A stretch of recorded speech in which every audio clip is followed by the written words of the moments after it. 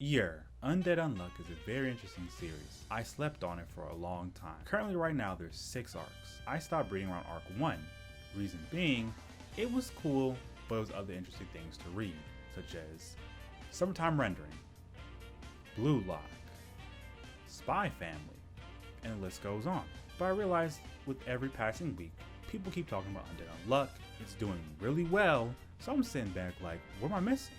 What makes the series so great? Now that I'm caught up, I get it. Not the greatest thing I ever read, but it's pretty cool. Everyone should check it out. And do your boy a favor, if you want me to cover more of my favorite manga I'm currently reading, let me know in the comment section below. Tell me about your favorite series and I'll try to cover it eventually. But listen, Undead Unluck is a series you can wrap up with one sentence. Preventing the end of the world. That's it. One side is Union, and their whole thing is they want to save the world, prevent apocalypse, with the least amount of sacrifices. And the opposing group is called Under, and they want to essentially take over the world. And then kind of who have sacrificed, basically one for all versus all for one. And Under's whole reason for want to take over the world done them dirty, and it's like their way to get back at the world. And what's cool about this series, all the stuff in our world happened in this world as a result of penalty, or God thought it was cool to make that. So God created these creatures in this world called Yuma, unidentified, mysterious animals. So we have stuff like spring, winter, summer, eat, ghost, pass, close. You see where I'm going with this. And it's a book called Apocalypse, aka the Book of Revelations. It gives out quests every 3 months. With the quest, and you're good to go. If you fail a quest, you get a penalty. Once 101 penalties have happened, boom, Ragnarok happens, the world ends. So, Union's trying to stop that from happening. But here's the issue. The quests come out in batches, so to be very strategical about it. If you put the wrong people on a certain quest, you get a penalty now. But that's the whole point. The quests are designed to be hard, so you gotta work smart, not just hard.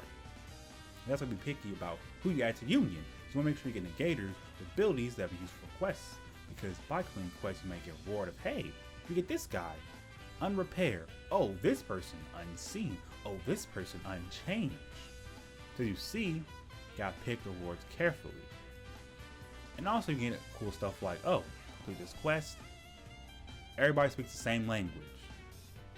But if you fail the quest, you may get a punishment like, oh, more language have been added to the world. Oh, more galaxies have been added. Aliens will now attack your planet. Religion, fear, discrimination. Get those type of punishments. This makes it very interesting. So it's like, you gotta pick your poison. It may be a quest that you need to complete because it'll make completing the other quests easier. But because they'll have time frames and win conditions, if you will, you can't just willy-nilly do certain quests. And because there's limits to it, you can't just say, okay, play around this one quest, and then we can fail this other quest, and then there'll be no actual punishment. So I'm hoping they do really good, because in the current arc, it's like the last batch of quests before it's game over again.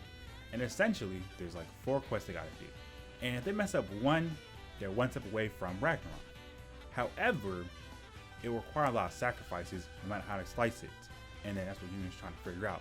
What's the best way to approach the situation with the least amount of sacrifices? And Under's sitting back like, it doesn't matter. If Apocalypse said, every human on Earth participating now, use them as the guinea pigs. They can be a sacrifice. What's the problem? And that's what we should do. If we don't do that, that's unfair. That's what I like about it. The whole pun they have in this series, because essentially that's what games are. They have in their ability. Like we have Andy, undead, he can't die. Fuko, unluck. If you touch her, catastrophe follows you, so it makes her unlucky. I really like it.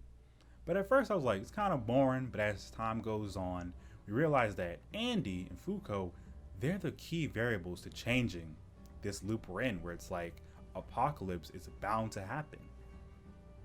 They're the key to breaking the cycle where we keep ending up at Ragnarok. So they're training to improve their abilities so they can break the cycle and help Union win. But Under has plans. And we learn they really believe they should take over the world because they're supposed to be the winning side. Under believe they're in the right because they're saying to basically the leader of Union, you tried several times, but you keep failing. So it's our turn to do our approach. What are you gonna do differently this time? You can't stop the apocalypse, so why should you keep following your lead? Which is a very fair statement, but here's the issue. If you're gonna sacrifice thousands of lives, how are you gonna rule the world if there's no one on the world? But hey, they have a plan, saving a couple of people to be like their underlings, their minion. So I'm excited to see how the autumn arc ends, and maybe get one more arc and then completes, or maybe this is the final arc. Either way, it's gonna be a good time. So, best way I can describe the appeal of Undead Unluck. It's a series where it's based in our reality, but it's a little bit different. We have stuff like different languages, war, religion, different cultures, but it's not a punishment, it just kind of happens. I think the whole series is trying to say, does the ends justify the means? I want to say it just depends on the situation. At times, yeah, if you have a goal, you gotta do what it takes to complete it.